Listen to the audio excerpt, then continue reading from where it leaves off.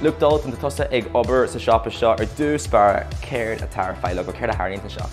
Dílamid uachtar reoite nítrigine leachtach.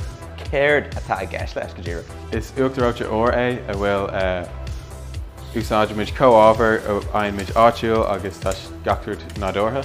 Well tusaíonn gacrúd leis an crème anglaise a bhfuil agan an seo.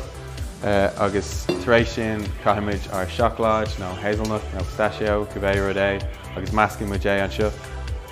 Tar éis sin caiimiid seach an nítrigine leachtach agus sin an Hairlíonn an dríoch. Sin an áit a hairlíonn an dríoch. An bhfuil sé níos fearr duit nó nach uachtar reoite nó bhfuil sé ar cócéin. Well tuigeann daoine gur uachtar reoite ach déanaimiid ar níhiil gacrúd a bheith sláintiúil agus nádortha dún.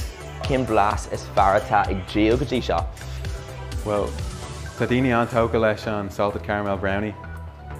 Sin bíonn sciúne amach na dóirse ar dé saharan. Agus nuair hagann daoine isteach agus fecinn siad é seár fear ag tarlú agus an touch agus an comment mar touch ar. Céir ar an siad? Go bhfuil an blasta bhaid níos fearr agus go bhfuil sé ó sin. Steve, owner of 320 Ice Cream, first of all, I have to say, I've never had ice cream like it. Oh, thanks for popping in. So, where did the idea come from? Why did you start this business in the first place? So me and my business partner Stephen had seen the concept in Australia. We started testing it here in Dublin ourselves. We realised how nice the ice cream was, making it with liquid nitrogen, and we just went from there. What have people been saying about it? Absolutely amazing. The feedback from it's been outstanding.